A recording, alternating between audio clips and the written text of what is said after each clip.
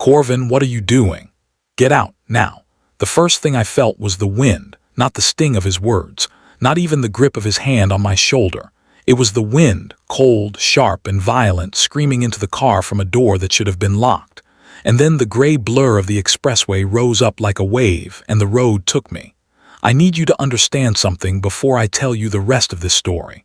I did not get into Corvin Pike's silver car because I was weak. I did not get into his car because I had forgotten the monster he was, or because I believed he had finally changed. I got into that car because he said my daughter's name. He told me Erica was unresponsive. He told me she had fallen at school. That is what he knew. That is the only leash he had left to pull, and he pulled it until I broke. The fluorescent lights of the third-floor office always hummed with a low, clinical indifference, but that Tuesday, the sound felt like it was drilling into my skull. I was buried in a client report, my mind a million miles away from the life I had spent 3 years trying to rebuild. Then the phone buzzed. It was a number I didn't recognize, a string of digits that looked harmless. I almost let it go to voicemail, I should have. But the persistent vibration felt like a warning, a cold finger tapping on my spine.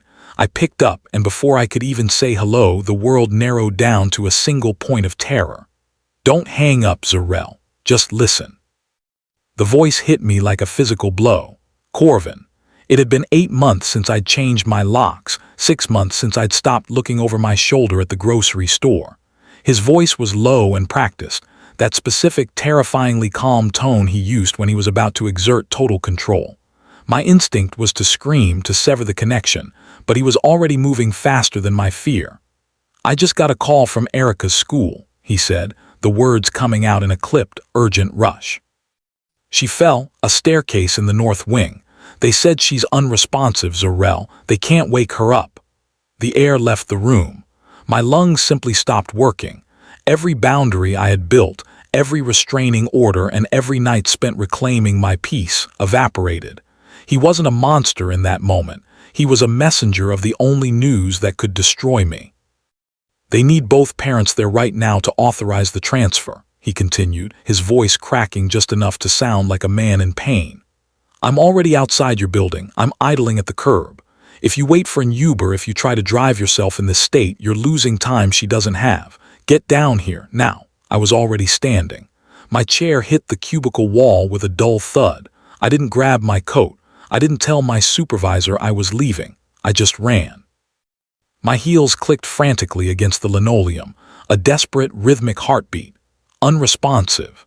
The word looped in my brain, a jagged piece of glass cutting through every rational thought. The elevator felt like a tomb, the seconds stretching into infinities as the floor numbers counted down. I burst through the glass lobby doors into the humid afternoon air. There it was, the silver sedan I had learned to loathe, idling right where he said it would be. Corvin was behind the wheel, his face set in a mask of grim determination. He didn't look at me with the old, predatory hunger. He looked like a father in a crisis. He reached over and pushed the passenger door open. "Get in," he urged, his eyes fixed on the road ahead as if every millisecond counted. "We have to go." I didn't hesitate. I didn't see the trap. I saw my daughter's face, still and pale on a school hallway floor. I stepped into the car, the door clicking shut with a finality I didn't yet understand. And as he pulled away from the curb and accelerated toward the expressway, I didn't realize I had just handed him the keys to my life one last time. The silence in the car was thick, a heavy, suffocating blanket that pressed against my chest. Corvin drove with a white-knuckled intensity, his eyes fixed on the gray ribbon of the expressway.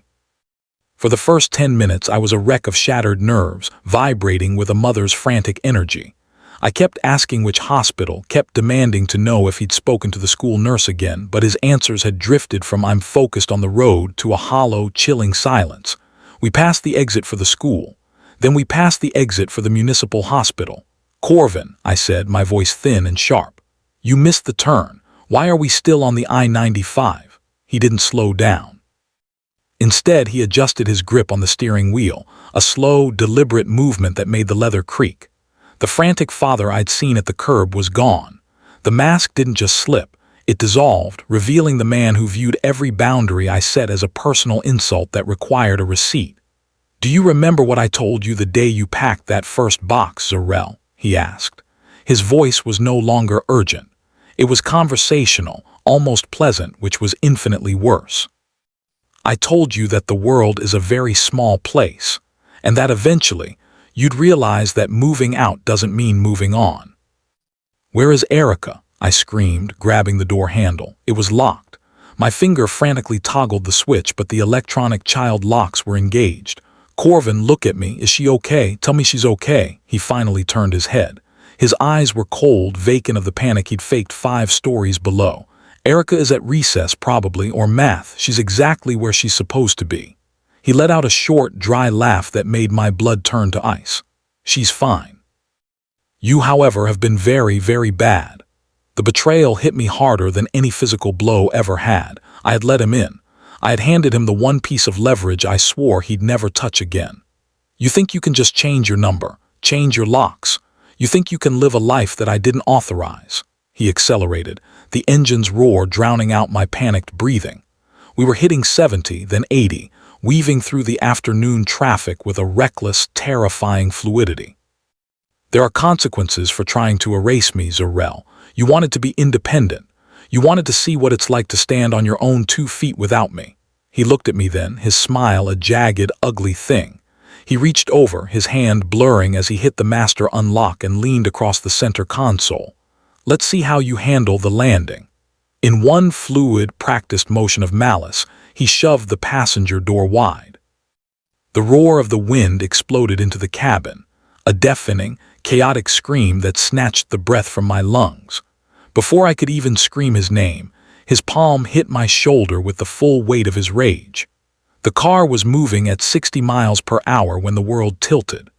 The last thing I saw was the cold light in his eyes, the look of a man who would rather see me broken on the asphalt than living a single second outside of his control. Then the car was gone, and there was nothing left but the gray, oncoming rush of the road. The impact was not a single crash, but a series of violent, rhythmic thuds as the world became a kaleidoscope of gray asphalt and blue sky. The road was a predator, skinning my palms and tearing through my clothes until I finally came to a spinning, agonizing halt. I lay there, gasping for air that felt like liquid fire, the metallic tang of blood filling my mouth. Somewhere in the distance, the fatting roar of Corvin's engine was a receding ghost, a silver shadow moving toward a horizon he thought was his for the taking. I tried to push myself up, but my right hand gave way, sliding on the gravel. My phone and purse lay scattered several yards away, useless wreckage. I was alone on a 4-lane highway, a broken obstacle in the path of oncoming traffic. Then, the sound of a high-performance engine cut through the ringing in my ears. A sleek black SUV didn't just slow down. It carved a path through the lanes, its tires screaming in a controlled drift before it angled itself across the road, creating a fortress of steel between me and the flow of traffic. The door opened. I expected a frantic bystander. I expected the panic shouting that usually follows a catastrophe. Instead, there was a silence so profound it seemed to quiet the wind. A man stepped out. He was tall, his silhouette sharp against the midday sun, wearing a dark-fitted shirt and black trousers that looked like they belonged in a boardroom, not a roadside accident. He didn't run toward me. He didn't scream for help. He walked with a heavy, deliberate grace that made the very air around him feel denser. He stopped a few feet away, his serious expression unreadable. He looked at my shredded palms, then at the distant speck that was Corvin's car, and finally back at me. His eyes weren't filled with pity. They were filled with a cold, analytical calculation. He reached up, his movements slow and methodical, and began to roll up his left sleeve. As the fabric retreated, the tattoos began to emerge, intricate dark ink that climbed his forearm and disappeared beneath his collar, symbols of a life lived in the shadows of soul. His skin was a map of power and pain. He didn't look like a savior, he looked like a reckoning. "Stay still," he said. His voice was a low, melodic baritone that carried the weight of an absolute command. He didn't look back as another black car pulled up behind his. 2 men in suits emerged, moving with the same synchronized precision. The man Jaehoon finished rolling his second sleeve, revealing muscular arms that looked capable of crushing bone. He didn't look at his men as he gestured toward the horizon where Corvin had vanished. "Bring the silver sedan to a halt," Jai-hoon said, his voice as calm as a summer pond. "And ensure the driver understands that the road has been closed." He turned his gaze back to me, crouching down so he was at my eye level. The intimidation was still there, a palpable force, but beneath it was a strange, clinical kind of care. He didn't touch me yet. He waited, letting me see him, letting me understand that while Corvin had used the road to break me, this man was about to use it to rebuild the world. In the distance, the sirens were beginning to wail, but they felt like a world away. Here, in the shadow of this tattooed stranger, the chaos had finally stopped. The sirens were getting louder, but the world within the perimeter of the black SUVs remained eerily still. Jai-hoon stood up, his sleeves rolled to his elbows, exposing the intricate ink that seemed to pulse with a life of its own. He didn't look back at me as he spoke into a small, translucent earpiece. His voice was a calm murmur devoid of the frantic energy that usually follows a crime. He wasn't reacting to the chaos, he was orchestrating the silence. "Gate 1, close the gap," he said. "Gate 2, redirect. I want him in the funnel." One of the men in suits, a younger man with eyes that never stopped moving, knelt beside me. He didn't offer the empty platitudes of a first responder. He simply opened a medical kit and began to work with the same clinical efficiency as his leader. "Don't look at the road, Miss Sutton," he said softly, his touch surprisingly gentle as he began to flush the gravel from my palms. "Look at the horizon. Everything is being handled." A few hundred yards ahead, the expressway was transforming. It was a terrifyingly beautiful display of precision. Two more black SUVs surged forward, moving in a synchronized dance that pushed the remaining civilian traffic toward the exits. They were reading the road, identifying the gaps, the shoulder widths, and the speed of the silver sedan that was now a desperate speck in the distance.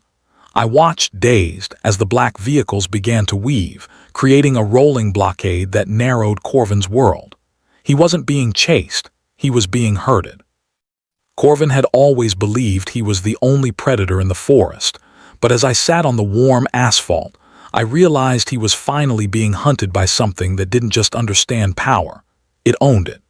Jai-hoon stood a few paces away, his back to me, watching the distant pursuit through a pair of binoculars.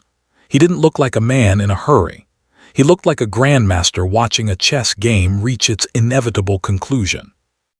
There was no shouting, no screeching tires from his team, just the relentless, silent tightening of the noose. "He's panicking," Jai-hoon remarked almost to himself. "He's realized the exits are gone." The man treating my wounds didn't look up. He applied a sterile dressing to my arm, his movement steady even as the sound of a distant collision, metal grinding against a concrete barrier, echoed back to us.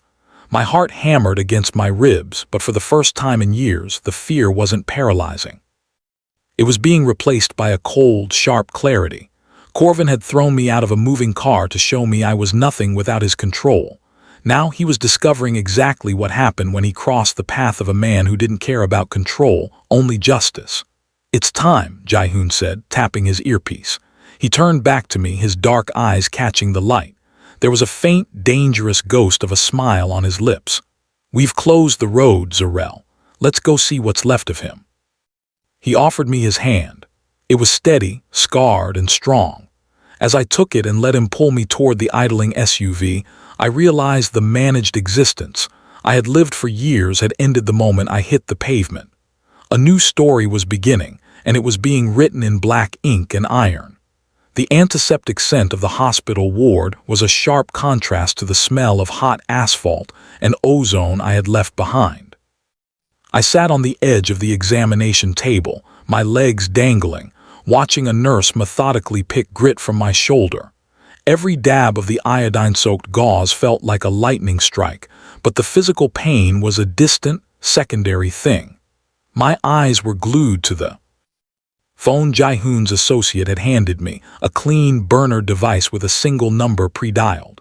The line rang twice before a familiar, cheerful voice answered. "St. Jude's Primary, this is Margaret speaking. How can I help you?" My voice caught in my throat, a jagged lump of fear and hope. It's Zarel Sutton. I'm calling about my daughter, Erica. Is she in the infirmary? There was a brief silence, the sound of ruffling papers.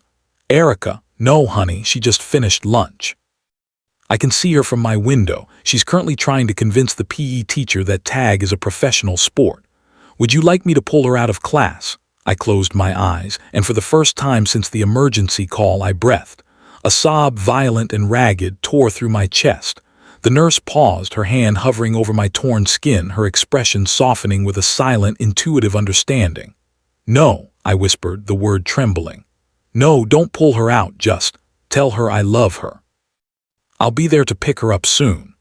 I ended the call and let the phone drop into my lap. The relief was a flood, but as it receded, it left behind a cold, hard sediment of realization. Corvin hadn't just lied to get me in the car. He had choreographed a masterpiece of psychological warfare. He had taken the most sacred thing in my life, my daughter's safety, and used it as a lure to lead me to a highway where he intended to end me. He had counted on my love to blind me, and it had worked perfectly. He knew, I muttered, the words tasting like iron. He knew exactly what would make me run. The nurse tapped my arm gently. He's gone, sweetheart, the men who brought you in. They made sure of that, you're safe here. I looked toward the door. Jae-hoon was standing in the hallway, silhouetted against the bright hospital lights. He wasn't looking at me. He was looking at the small television mounted in the corner of the waiting room, which was broadcasting a breaking news report about a multi-vehicle incident on the expressway. I looked down at my hands. They were bandaged, white and sterile, hiding the raw, angry skin beneath. The betrayal ran deeper than the wounds. Corvin hadn't just tried to kill me. He had tried to prove that I could never escape him because he owned the very air my daughter breathed. But as I watched the steady rise and fall of my own chest, I realized he had made one fatal mistake. He had underestimated what happens when you push a mother too far, and he had forgotten that on a road as long as the I-95, there is always someone faster, stronger, and far more dangerous waiting in the shadows. The truth didn't just set me free, it turned my fear into a cold, quiet rage. I looked at Jae-hoon, and for the first time I didn't see a stranger. I saw the architect of the only justice Corvin Pike would ever understand. The following morning, the hospital discharged me into a world that felt fundamentally altered.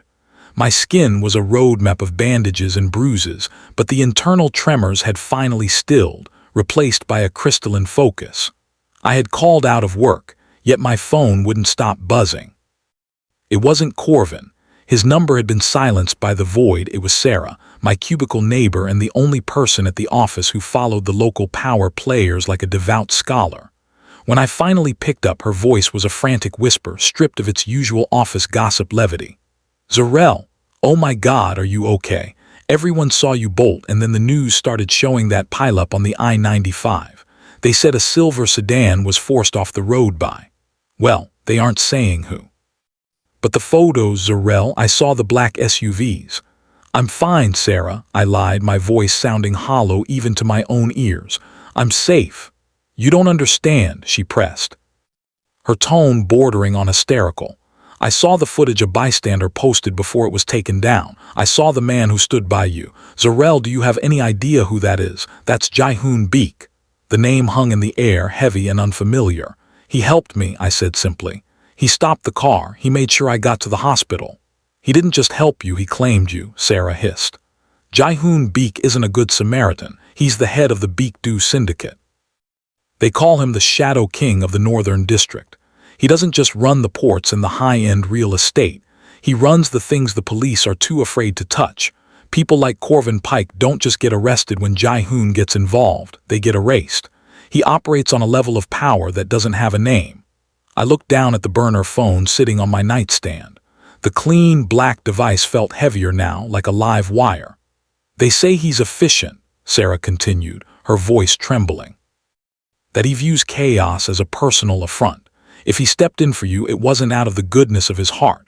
It's because he decided the order of his city was being disrupted. Zarel, stay away from him. Men like that don't do favors, they create debts. I thanked her and hung up, the silence of my apartment rushing back in. I walked to the mirror and pulled back the collar of my shirt, looking at the dressing on my shoulder. Sarah was wrong about one thing. I didn't feel like I owed a debt. I felt like I had been pulled from a drowning current by a storm. I thought about the way Jae-hoon had rolled up his sleeves, the deliberate, unhurried grace of a man who knew exactly how much force was required to bend the world to his will. Corvin was a small man who used fear to feel big. Jae-hoon was a giant who used silence to keep the world small. If he was a king of shadows, then he was exactly what I needed. For the first time in my life, I wasn't afraid of the dark. I was curious about the man who ruled it. I picked up the burner phone and saw a single unread message. The car is downstairs. Your daughter is safe at her grandmother's. We have much to discuss regarding Mr. Pike's future. I didn't hesitate. I grabbed my keys and headed for the door, walking toward the Shadow King because he was the only one who had dared to stand in the light of my wreckage. The black sedan glided through the city with the silent weight of a predator moving through tall grass. From the backseat, I watched the familiar neon signs of Seoul blur into a streak of vibrant, uncaring light. Beside me, Jae-hoon remained a statue of tailored wool and hidden ink, his presence filling the cabin like a low-frequency hum. He didn't take me to a warehouse or a dock. He took me to a high-rise that overlooked the Han River, a monolith of glass and steel that screamed of wealth so immense it didn't need to shout. As the elevator ascended in a pressurized vacuum of silence, I caught my reflection in the polished chrome. My bandages looked stark against my skin, a physical reminder of the vulnerability that had led me here.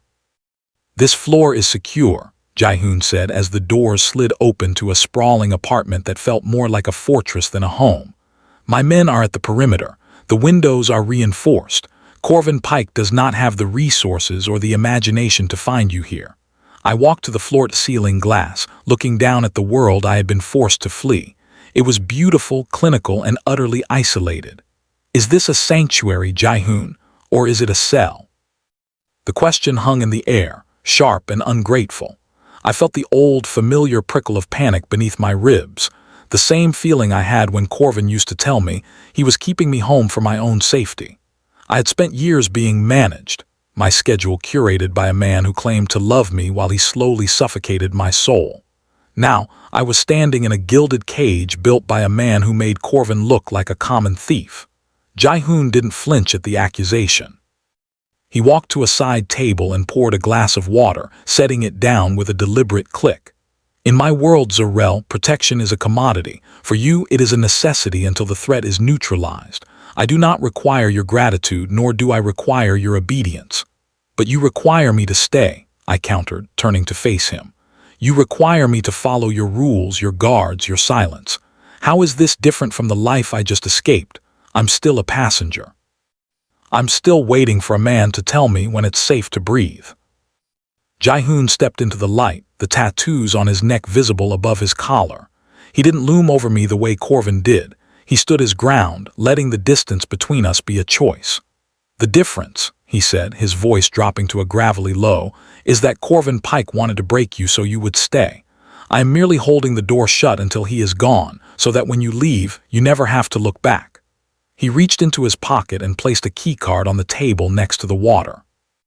The door is not locked from the inside. You can walk out right now. You can return to your apartment, pick up your daughter, and hope that Corvin's rage has cooled. But we both know how that story ends. I looked at the keycard, then back at the man who represented a power I couldn't even fathom. The fear was still there, but it was shifting. It wasn't the fear of being controlled. It was the fear of finally having the agency to choose my own protector. I realized then that I wasn't trading one cage for another. I was choosing a shield so I could finally learn how to carry my own sword. Keep the guards, I whispered, my voice finally steady. But I'm not just waiting for him to fall. I want to see it happen. Jae-hoon nodded once, a slow, respectful acknowledgement. Then we begin tomorrow. The next morning, the high-rise was flooded with the kind of light that exposes every flaw, but Jae-hoon looked as immutable as the stone and glass around him. He sat at a long, obsidian-slab table, not with weapons, but with a thin, silver laptop and a stack of manila folders that looked deceptively mundane. Violence is a blunt instrument, Zarel, he said, his voice cutting through the quiet of the room. It is effective for stopping a car on a highway, but it is insufficient for erasing a man like Corvin Pike. For that, you need a different kind of pressure. He slid the first folder toward me. I opened it to find a meticulously mapped web of Corvin's financial life. There were bank statements, property deeds, and offshore accounts I never knew existed. Red lines slashed through almost every entry. By midnight yesterday, his credit was incinerated, Jai-hoon explained, his tone as casual as if he were discussing the weather. We traced the untraceable channels he used to hide his assets. I had my analysts trigger a series of forensic audits. By the time he realizes he's broke, his accounts will be frozen under suspicion of racketeering. He has no money for a high-priced lawyer, no capital to flee, and no friends left to buy. I looked at the red lines, the digital execution of a man who had built his ego on the power of his wallet. But as satisfying as it was to see him impoverished, the hollow ache in my chest remained. He'll still find a way to hurt us, I whispered. He's a cornered animal now.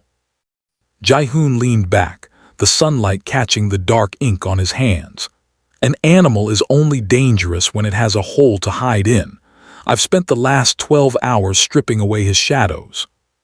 He slid a second folder over. This one was thinner but infinitely heavier. Inside were photographs of 3 different women. They were from different cities, different years, but they all shared the same haunted expression I had seen in my own mirror for 3 years. You were not the first, Zarel, and had he driven away yesterday, you would not have been the last, Jai-hoon said. My team tracked down his previous partners.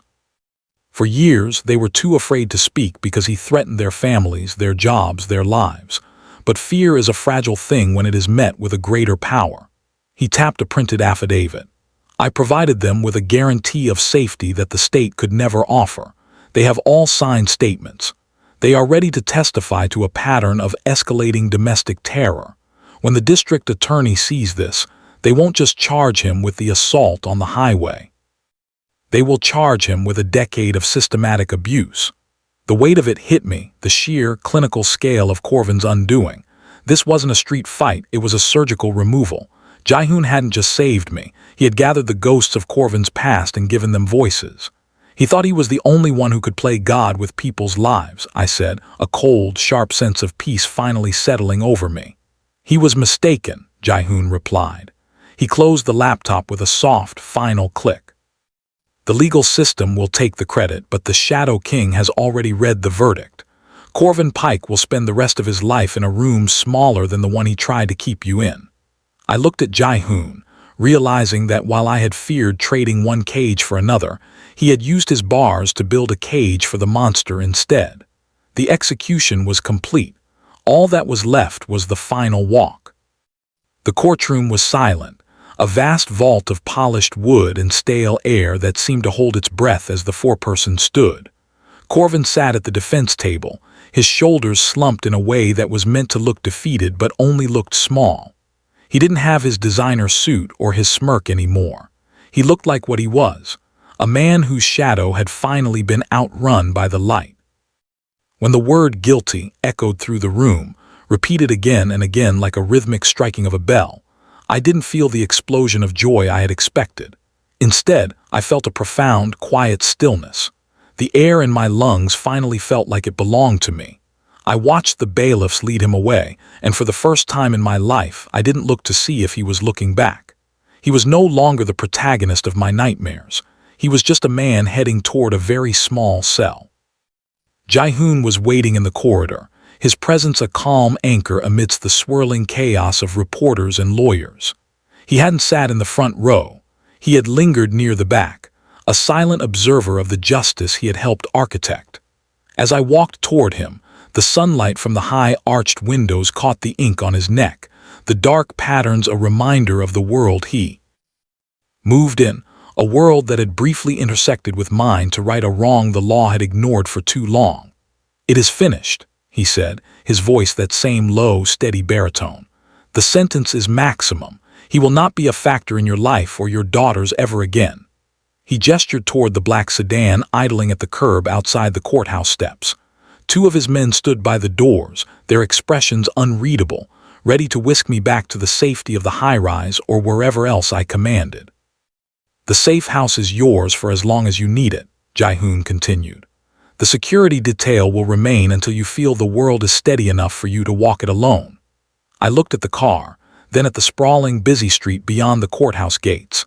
People were walking dogs, grabbing coffee, arguing over transit maps. The messy, beautiful, unscripted flow of a life lived without permission. I thought of the gilded cage of the penthouse and the clinical precision of Jae-hoon's protection. It was a beautiful shield, but it was still a shield. No, I said, the word coming out soft but unbreakable. Jae-hoon stilled, his dark eyes searching mine. I'm not going back to the safe house, I told him, a slow smile spreading across my face, the first real one in years. And I don't need the detail today. I'm going to go pick up Erica. We're going to get ice cream and then we're going to go to the park. And I'm going to drive us there myself. I expected him to argue, to cite the risks or the protocols of his world. Instead, he looked at me for a long moment, and a faint, genuine flash of respect crossed his face. He reached into his pocket and handed me a set of keys, not to the black sedan but to my own car, which had been recovered and meticulously repaired. A life built on choices, he murmured, echoing a sentiment I hadn't realized he'd been listening to. Drive safe, Zorel. I took the keys, the metal warm from his palm. I didn't walk away out of fear, and I didn't stay out of a sense of debt. I walked down those stone steps because the road ahead was finally open, and for the first time in my life, I was the one behind the wheel.